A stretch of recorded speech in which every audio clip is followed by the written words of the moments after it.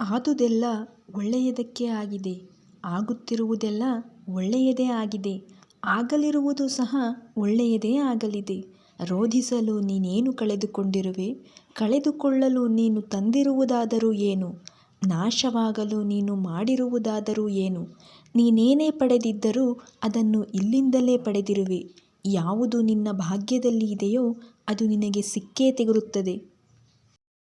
ಯಾವುದು ನಿನ್ನದಲ್ಲವೋ ಅದು ನೀನು ಎಷ್ಟೇ ಪ್ರಯತ್ನಿಸಿದರೂ ಸಿಗಲಾರದು. ಚಿಂತೆ ಬಿಡು. ಜೀವನದಲ್ಲಿ ಬರುವುದೆಲ್ಲವ ಬಂದಂತೆ ಸ್ವೀಕರಿಸು. ನಮ್ಮ ಬದುಕೇ ಒಂದು ಹೋರಾಟ.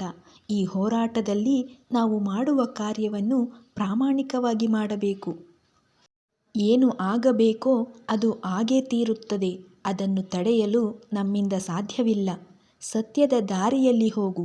ನೀನು ನಡೆಯುವಾಗ ಪಾತಾಳಕ್ಕೆ ಬಿದ್ದರೂ ನಿನ್ನನ್ನು ಮೇಲೆತ್ತಲು ನಾನು ಬಂದೇ ಬರುತ್ತೇನೆ. ಸ್ವರ್ಗದಲ್ಲಿ ಎಲ್ಲವೂ ಇದೆ, ಆದರೆ ಸಾವಿಲ್ಲ. ಭಗವದ್ಗೀತೆಯಲ್ಲಿ ಎಲ್ಲವೂ ಇದೆ, ಆದರೆ ಸುಳ್ಳಿಲ್ಲ. ಜಗತ್ತಿನಲ್ಲಿ ಎಲ್ಲವೂ ಇದೆ, ಆದರೆ ನೆಮ್ಮದಿಯೇ ಇಲ್ಲ. ಇವತ್ತಿನ ಎಲ್ಲ ಮಾನವರಲ್ಲಿ ಎಲ್ಲವೂ ಇದೆ, ಆದರೆ ಮನಸ್ಸಿಗೆ ಶಾಂತಿ ಎಂಬುದೇ ಇಲ್ಲ. ಮನಸ್ಸಿಗೆ ಮದವೇರಿದಾಗ ಸ್ಮಶಾನದಲ್ಲಿ ಒಮ್ಮೆ ತಿರುಗಾಡಿ ಬರಬೇಕಂತೆ.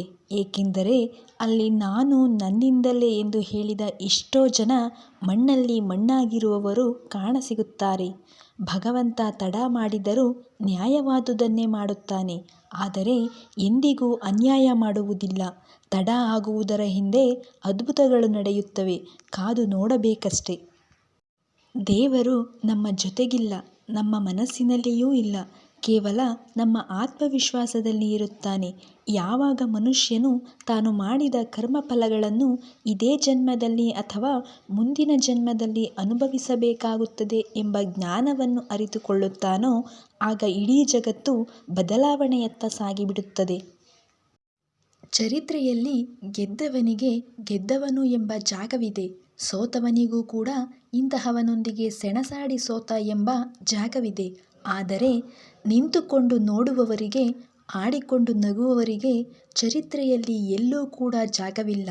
ಕೋಪದಿಂದ ಮಾತನಾಡಿದರೆ ಗುಣವನ್ನು ಕಳೆದುಕೊಳ್ಳುತ್ತೇವೆ, ಹೆಚ್ಚಾಗಿ ಮಾತನಾಡಿದರೆ ಶಾಂತಿಯನ್ನು ಕಳೆದುಕೊಳ್ಳುತ್ತೇವೆ, ಅನಗತ್ಯವಾಗಿ ಮಾತನಾಡಿದರೆ ಕೆಲಸವನ್ನು ಕಳೆದುಕೊಳ್ಳುತ್ತೇವೆ.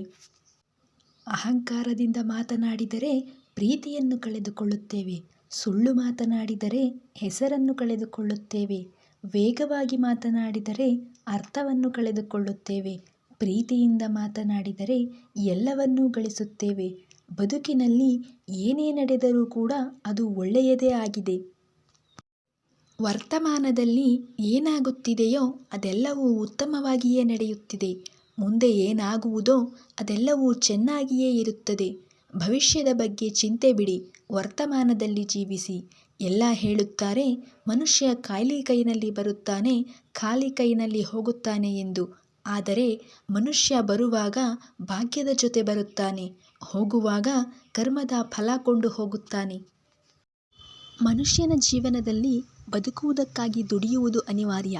ಹಾಗಂತ ಫಲದ ಮೇಲೆ ಕಣ್ಣಿಟ್ಟು ಕೆಲಸ ಮಾಡಿದರೆ ನಿರಾಸೆ ಹೆಚ್ಚು. ಕೆಲಸವನ್ನು ಶ್ರದ್ಧೆಯಿಂದ ಪ್ರೀತಿಯಿಂದ ಮಾಡಿದರೆ ಅದರ ಫಲ ಇಂದಲ್ಲ ನಾಳೆ ದೊರಕಿಯೇ ದೊರಕುತ್ತದೆ. ಒಂದು ಬಾರಿ ಅರ್ಜುನ ಶ್ರೀಕೃಷ್ಣನನ್ನು ಕೇಳುತ್ತಾನೆ, ಈ ಗೋಡೆಯ ಮೇಲೆ ಒಂದು ಸಂದೇಶ ಬರಿ. ಅದು ಹೇಗಿರಬೇಕೆಂದರೆ, ಖುಷಿಯಲ್ಲಿದ್ದಾಗ ಓದಿದರೆ ದುಃಖವಾಗಬೇಕು, ದುಃಖದಲ್ಲಿದ್ದಾಗ ಓದಿದರೆ ಖುಷಿಯಾಗಬೇಕು. ಆಗ ಕೃಷ್ಣನು ಬರೆದ, ಈ ಸಮಯ ಎನ್ನುವುದು ಕಳೆದು ಹೋಗುತ್ತದೆ.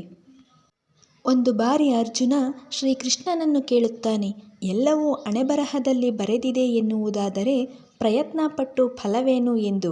ಅದಕ್ಕೆ ಶ್ರೀಕೃಷ್ಣನು ಮುಗುಳ್ನಗುತ್ತಾ ಉತ್ತರಿಸುತ್ತಾನೆ, ಯಾರಿಗೆ ಗೊತ್ತು, ಪ್ರಯತ್ನಪಟ್ಟರೆ ಸಿಗುತ್ತದೆ ಎಂದು ಹಣೆಯಲ್ಲಿ ಬರೆದಿದ್ದರೆ. ಪ್ರಯತ್ನಂ ಸರ್ವಸಿದ್ಧಿ ಸಾಧನಂ. ಹಕ್ಕಿ ಅನ್ನಕ್ಕೆ ಕೇಳಿತು, ನೀನು ನಾನೇ ಆಗಿದ್ದೆ, ಅದು ಹೇಗೆ ಅನ್ನವಾದೆ? ಅದಕ್ಕೆ ಅನ್ನ ಸುಂದರವಾಗಿ ಉತ್ತರಿಸಿತು, ನೀರು ಮತ್ತು ಬೆಂಕಿಗಳ ಸಂಪರ್ಕಕ್ಕೆ ಒಳಗಾದೆ, ಅವುಗಳ ಸಂಸ್ಕಾರದಿಂದ ಮೃದುವಾದೆ. ಅಕ್ಕಿ ಎನ್ನುವ ಭಾವ ಕಳೆದುಕೊಂಡೆ, ಅನ್ನ ಎನ್ನುವ ಅನುಭವ ಪಡೆದುಕೊಂಡೆ. ಅದೇ ರೀತಿ ಸಜ್ಜನರ ಸಂಗದಿಂದ ನಮ್ಮಲ್ಲಿರುವ ಅಜ್ಞಾನ, ದುರಿತ ದುಮ್ಮಾನಗಳ ಕಾಠಿಣ್ಯತೆ ತೊಲಗಿ ಪಾಪ ಪುಣ್ಯ ಜ್ಞಾನ ಮೋಕ್ಷಗಳೆಂಬ ಮೃದುವಾದ ಅನುಭವ ದೊರೆಯುತ್ತದೆ. ಚಿಂತಿಸಲು ನೀನೇನು ಕಳೆದುಕೊಂಡಿರುವೆ? ನಿಶ್ಚಿಂತೆಯಿಂದಿರಲು ನೀನೇನು ಪಡೆದುಕೊಂಡಿರುವೆ? 3 ದಿನದ ಈ ನಾಟಕದಲ್ಲಿ ಕಳೆದುಕೊಳ್ಳಬೇಕಾಗಿರುವುದು ಕರ್ಮ ಒಂದೇ, ಪಡೆಯಬೇಕಾಗಿರುವುದು ಪುಣ್ಯ ಒಂದೇ. ದೊಡ್ಡ ಮನುಷ್ಯನಾಗುವುದು ಒಳ್ಳೆಯದು, ಆದರೆ ಒಳ್ಳೆಯ ಮನುಷ್ಯನಾಗುವುದು ದೊಡ್ಡ ವಿಷಯ. ದುಃಖದ ಬಗ್ಗೆ ಚಿಂತಿಸತೊಡಗಿದರೆ ಸದಾ ದುಃಖಿಯಾಗಿಯೇ ಉಳಿಯುತ್ತೀಯ. ಸದಾ ಸುಖ ಸಂತೋಷಗಳನ್ನು ಧ್ಯಾನಿಸುತ್ತಿದ್ದರೆ ಮುಂದೊಂದು ದಿನ ಸುಖವಾಗುತ್ತೀಯ. ಏಕೆಂದರೆ ಮನಸ್ಸು ಯಾವುದರ ಬಗ್ಗೆ ಹೆಚ್ಚು ಧ್ಯಾನಗೊಳ್ಳುವುದೋ ಅದೇ ಸಕ್ರಿಯವಾಗುವುದು. ಇದೇ ರೀತಿಯ ಮನಮುಟ್ಟುವ ವಿಡಿಯೋದೊಂದಿಗೆ ಮತ್ತೆ ಭೇಟಿಯಾಗೋಣ. ವಿಡಿಯೋವನ್ನು ಶೇರ್ ಮಾಡಿ ಹಾಗೂ ವಿಡಿಯೋಗೆ ಲೈಕ್ ಮಾಡಿ. ತಪ್ಪದೇ ಚಾನಲನ್ನು ಸಬ್ಸ್ಕ್ರೈಬ್ ಮಾಡಿ. ಕೇಳಿದ್ದಕ್ಕಾಗಿ ಧನ್ಯವಾದಗಳು.